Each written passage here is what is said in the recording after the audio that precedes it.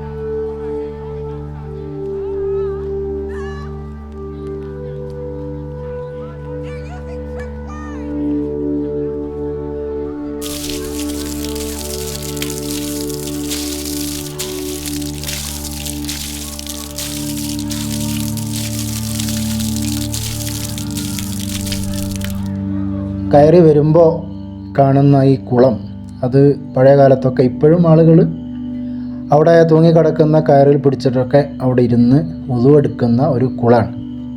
ഇപ്പോൾ കുറേ ആയിട്ട് വുളു എടുക്കാത്തത് കൊണ്ടായിരിക്കണം വെള്ളമൊക്കെ കലങ്ങി കിടക്കുന്നുണ്ട്. വല്ലാതെ ചീത്തയായതുപോലെയുണ്ട് വെള്ളം. അല്ലെങ്കിൽ വെള്ളം കുറേ കാലം കെട്ടിക്കിടന്നിട്ടുള്ള ഒരു നിറ വ്യത്യാസമായിരിക്കും.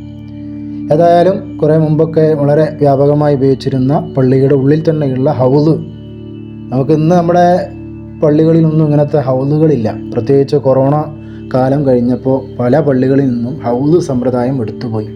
വുളു എടുക്കാൻ എല്ലാ ഭാഗത്തും പൈപ്പുകളാണ്. ഏതായാലും ഞങ്ങളെ കുട്ടികളും പൈപ്പിൽ നിന്ന് തന്നെയാണ് വുളു എടുത്തത്. ഞങ്ങളൊക്കെ പൈപ്പിൽ നിന്നാണ് വുളു എടുത്തത്.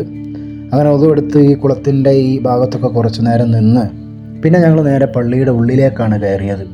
അവിടെ ഞങ്ങൾ ആദ്യമായി കയറി ചെന്നപ്പോൾ തന്നെ ആകാംക്ഷാഭരിതരായി ഞങ്ങൾ കാണാൻ കൊതിച്ചത്, ഞങ്ങൾ ഉസ്താദുമാരും കുട്ടികളൊക്കെ കാണാൻ ആഗ്രഹിച്ചത്, ബസ്സിൽ നിന്നൊക്കെ കുട്ടികൾക്ക് അതിനെക്കുറിച്ച് പറഞ്ഞു കൊടുത്തിരുന്നു. അതായത് വിളക്കത്തിരിക്കുന്ന ഒരു സമ്പ്രദായം ഈ പള്ളി തുടങ്ങിയ കാലത്ത് സൈനുദ്ദീൻ മഖ്ദൂമിൻ്റെ കാലം മുതൽ ഇങ്ങോട്ട് കുറേ കാലത്തോളം നമ്മളിപ്പോൾ കാണുന്ന ഈ വിളക്കിൻ്റെ ചുറ്റുമിരുന്നാണ് കുട്ടികൾ അതിൽ ഇത് മാത്രമായിരുന്നില്ല, ഇതിനടിയിലൊരു നിലവിളക്ക് പോലത്തെ ഒരു വലിയ ഒരു പാത്രം ഉണ്ടായിരുന്നു. അതിൽ തിരികൾ കത്തിച്ച് വെച്ച് അതിന് ചുറ്റുമിരുന്നാണ് പഴയ കാലത്ത് കുട്ടികൾ പഠിച്ചത്. അങ്ങനെ പഠിച്ച് വലുതായി വലിയ പണ്ഡിതന്മാരായി കേരളക്കരയിലൊക്കെ പ്രബോധനം ചെയ്യുകയും സമസ്തക്കടക്കം അതിൻ്റെയൊക്കെ ആത്മീയ സാന്നിധ്യമായി നേതൃത്വമായൊക്കെ നിലനിന്ന പണ്ഡിതന്മാരൊക്കെ കഴിഞ്ഞു പോയിട്ടുണ്ട്. ആ വിളക്കത്തിരിക്കൽ പാരമ്പര്യത്തിൻ്റെ കണ്ണികളാണ് ഇന്ന് നമ്മുടെ പല മഹാന്മാരായ ഉസ്താദുമാരും എന്നാണ് പറയപ്പെടുന്നത്. ആ വിളക്കിൻ്റെ ചുറ്റുമാണ് ഇപ്പോൾ ഞങ്ങൾ ഇരിക്കുന്നത്. അതുപോലെ ഇവിടെ ഒരു മിമ്പറുണ്ട്, വളരെ മനോഹരമായ, ഇന്ന് നമ്മുടെ പള്ളികളിൽ നിന്നൊക്കെ അസ്തമിച്ചു കൊണ്ടിരിക്കുന്ന അതിനേക്കാളും വളരെ മനോഹരമായ കലകളടങ്ങിയ ഈ മിമ്പർ, അതും ഞങ്ങളൊന്ന് ദീർഘമായി അതിനെയൊന്ന് വീക്ഷിച്ചു.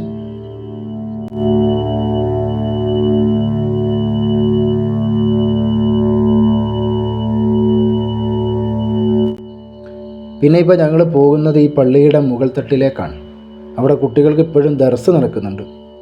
നമ്മൾ കയറി പോകുമ്പോൾ തന്നെ കാണാം അവിടെ ഇവിടെയൊക്കെയായി കുട്ടികൾ വിശ്രമിക്കുകയും അവരുടെ ദർസിൻ്റെ സമയമില്ലാത്തത് കൊണ്ട് അവർ മറ്റ് കാര്യങ്ങളിലേക്ക് ഏർപ്പെടുന്നതും കാണാൻ കഴിയും. 2ാം നില കയറി അവിടെ നിന്ന് അതിൻ്റെ മുകളിലേക്ക് കയറുകയാണ്. അവിടെ നിന്ന് പിന്നെ അതിൻ്റെയും മുകളിൽ ഒരു ചെറിയൊരു ഭാഗം, അധികം സ്പേസൊന്നുമില്ലാത്ത ഒരു ചെറിയ ഭാഗം, അവിടെ ജിന്നുകൾക്കൊക്കെ ക്ലാസ് എടുത്തിരുന്നു എന്ന് പഴയ ഉസ്താദുമാരൊക്കെ പറയുന്നതും പല ചരിത്രങ്ങളിലുമൊക്കെ ഞങ്ങൾ വായിച്ചിട്ടുണ്ട്. അപ്പോൾ അതിൻ്റെ മേലെ ഇപ്പോൾ ഉസ്താദുമാരും കുട്ടികളൊക്കെ അതിൻ്റെ മേലെ കയറി ചെരിഞ്ഞ കബറെന്ന് പറയുന്നത് ചെരിഞ്ഞതിനെ പറ്റിയിട്ടേ അതിൻ്റെ തന്നെ ഇതിൻ്റെ മേലെ ഇനിയുണ്ട്. അതാ നിങ്ങൾ പറഞ്ഞേ.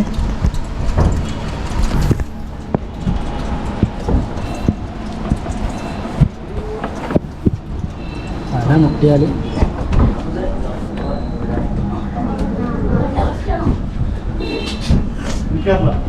എനിക്കാറുണ്ട് കേട്ടോ. ഇവിടെയുള്ള ബസ്സിലുള്ള ഇപ്പം ഇല്ലേന് ഇപ്പോൾ ഇപ്പോഴാണ് ദർശപ്പെടാ എവിടെ നാട് തിരുനാവായി.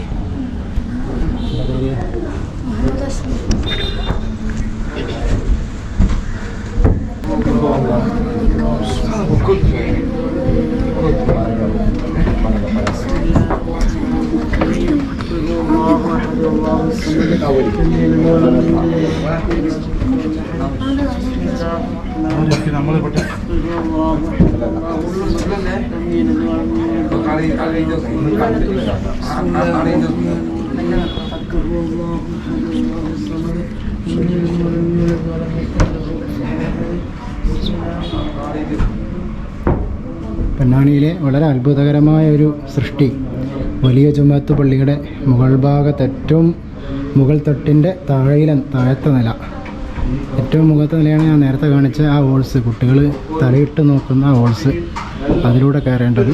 അവിടേക്ക് നമുക്ക് കയറാൻ പറ്റില്ല. ഇപ്പോഴും വിശ്വസിക്കപ്പെടുന്നത് ജിന്നിൻ്റെയും മറ്റും സാന്നിധ്യമൊക്കെ ഉള്ള ഒരു സ്ഥലമാണെന്നാണ്. അതുകൊണ്ട് കുട്ടികളാണ്, നമ്മൾ മുതിർന്നവരും ആ ഭാഗത്തേക്ക് അങ്ങനെ ആരും പോകാറില്ല. ആശാരി ഒറ്റ തടിയിൽ പണിത ഈ മനോഹരമായ പള്ളിയുടെ ഏറ്റവും മുകൾ തട്ടിലാണ് ഇപ്പോൾ ഞങ്ങളുള്ളത്. ഉസ്താദുമാരും കുട്ടികളും എല്ലാവരും ഉണ്ട്. ഞങ്ങളെല്ലാവരും ഇതിൻ്റെ മേലേക്ക് കയറി നോക്കുകയാണ്.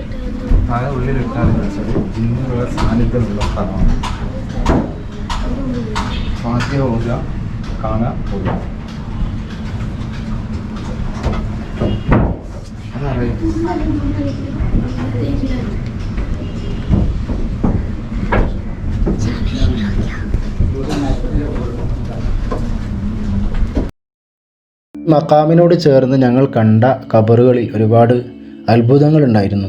ഒരു ഖബറ് ചെരിഞ്ഞ് ശരിക്ക് സ്ട്രൈറ്റായിട്ട് എല്ലാ ഖബറുകളും ഉള്ള സ്ഥാനത്ത് ഒരു ഖബറ് മാത്രം ഇങ്ങനെ ചെരിഞ്ഞ് കിടക്കുന്നത് ഞങ്ങൾ ശ്രദ്ധയിൽപ്പെട്ടിട്ടുണ്ട്. അതിനെക്കുറിച്ചൊരു ഉസ്താദ് പറഞ്ഞത് അന്നത്തെ കാലത്തുണ്ടായ അത്ഭുതകരമായ ഒരു ചരിത്രമാണെന്നാണ്.